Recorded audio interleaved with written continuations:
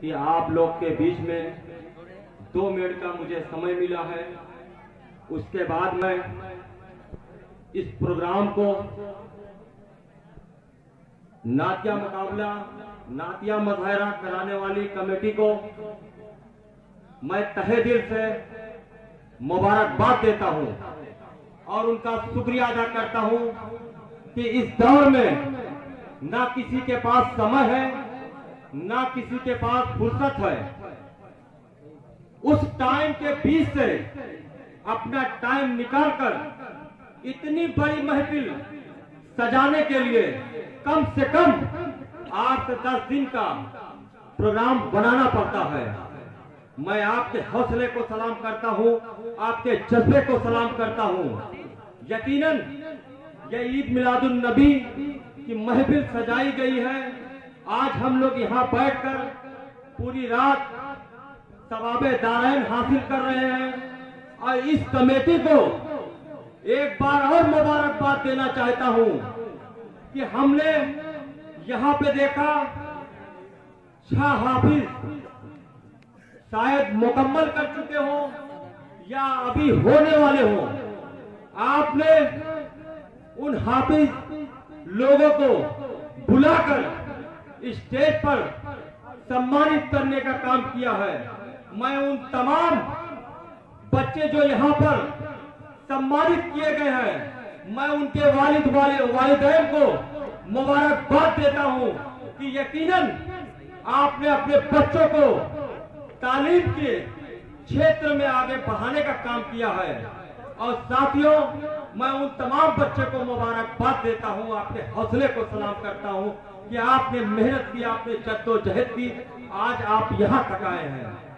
और आज अगर मुसलमान परेशान है तो उसकी वजह सिर्फ एक है, आज हमारे ऊपर जुल्म हो रहा है। उसकी एक वजह है कि हम तालीम के क्षेत्र में कमजोर हैं। अगर हमारे बच्चे आज तालीम के क्षेत्र में आगे होते, कोई IAS होता, कोई PCS होता, कोई डॉक्टर होता, कोई इंजीनियर होता, हमारे ऊपर कभी जुल्म ना होता, क्योंकि हम सिस्टम में होते, हमारे बच्चे सिस्टम में होते। और जब सिस्टम में होते तो किसी की औकात नहीं है कि मुसलमानों के ऊपर जुल्म कर ले। साथियों, मैं आपको बताना चाहता हूँ, यहाँ पे बहुत से बुजुर्ग बैठे हुए हैं, बहुत से चचा बैठे हुए हैं, बहुत से बड़े भाई बैठे हुए हैं। जो यहाँ पे भाई बैठे हुए हैं, जो यहाँ पे चचा बैठे हुए हैं, मैं आपको एक जिम्मेदारी देता हूँ कि अपने परिवार में सिर्फ एक बच्चे को आप पढ़ाने का काम करें। आप गरीब हो, अमीर हो, उससे कोई फर्क नहीं पड़ता, मगर आप ये निश्चय कर लीजिए कि हमें अपने एक बच्चे को कामयाब करना है। तो साथियों, इंशाअल्लाह ताला वो बच्चा कामयाब होगा। और उस बच्चे से मैं मोहताना गुजारिश करता हूँ कि आप जिस तरीके से आपके वालिदैन 12 घंटा लोग चलाते हैं, रात भर जगते हैं सिर्फ आपको पढ़ाने के लिए, तो आपका ये फर्ज बनता है आप लखनऊ में पढ़े, इलाहाबाद में पढ़े, कहीं पर भी पढ़े, वो 12 घंटा सोच लीजिए किस तरीके से वो माँ बाप आपको पढ़ाने का काम करते हैं। आप भी 12 घंटा पढ़े, उसके बाद देख लीजिए आपको कामयाब होने से कोई नहीं रोक सकता। साथियों, ये बच्चों की जिम्मेदारी बनती है। ज्यादा नहीं कुछ कहूंगा क्योंकि ज्यादा टाइम नहीं है, अंजुमनों को पढ़ना है। आपने अंजुमन ने हमको इस साल के माध्यम से सम्मानित किया है।